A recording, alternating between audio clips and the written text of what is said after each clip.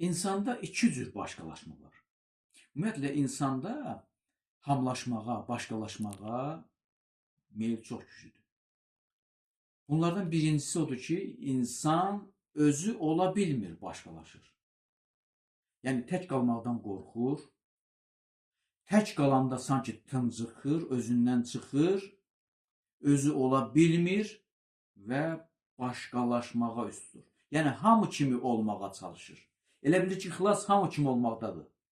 Yəni hamı kimi olsa, hamıya bənzəsə, hamı kimi davransa, geyinsə, o xilas olacaq. Yəni cəmiyyətin əsas prinsipi, ictimailiyin əsas prinsipi hamlaşmaqdır. Hamının eyni cür olmasıdır, hamının eyni cür davranmasıdır.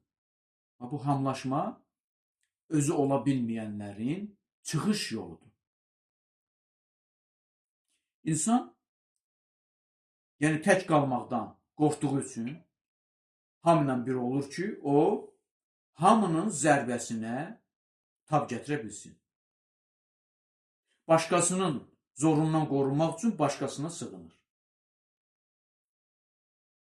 Və burada əsas məsələ ondan ibarətdir ki, insan başqası ilə bir olanda öz məsuliyyətini bölüşür, öz sorumluluğunu bölüşür. Əslində isə ümumiyyətlə öz üzərinə heç bir məsuliyyət götürmək istəmir.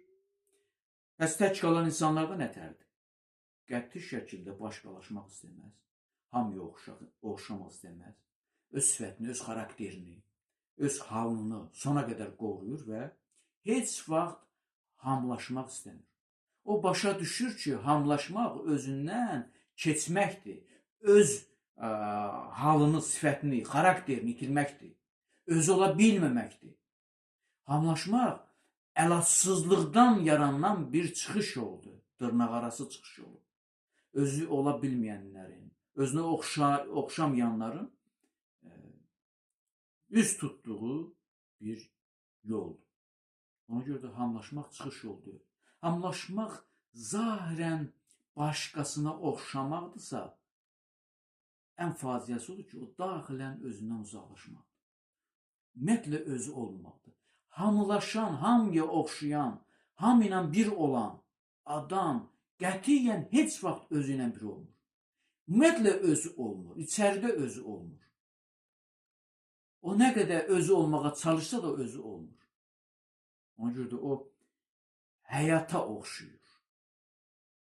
O həyatdan əl çəkə bilmir. Çünki başqalarından əl çəkə bilmir. O daha doğrusu özündən əl çəkib. Nə üçün əl çəkib? Başqalarına qovuşmaq üçün. Başqalarından biri olmaq üçün. Hamıdan biri olmaq üçün.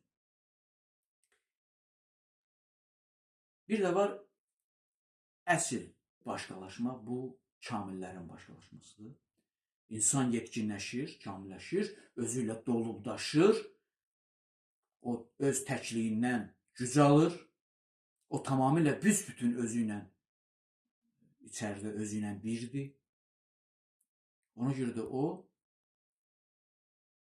özündə qala bilmir, başqalaşmaq istəyir. Yəni özündə olanı başqalarına vermək istəyir. Birinci başqalaşmada adam, məxluq başqalarında olanı özünə almaq istəyir. Başqalarından nəsə almaq istəyir. Bu acizlikdir, bu gücsüzlükdür. Bir də var ikinci başqalaşma, kamil başqalaşma. Sən özün olursan bütünlüklə, içində özünlə dolubdaşırsan, ona görə də özündəkini başqalarına verirsən. Fərq bundan ibarətdir. Burada artıq çox böyük fədakarlıq və təmənnasızlıq üzə çıxır. Sən özündə qala bilmirsən və özündə qala bilmədiyin üçün özündəkini başqasına verirsən. Və başqaları üçün cazibə mərkəzinə çevrilirsən. Başqaları üçün cazibə mərkəzi olursan. Fərq bundan ibarətdir. Sağ olun.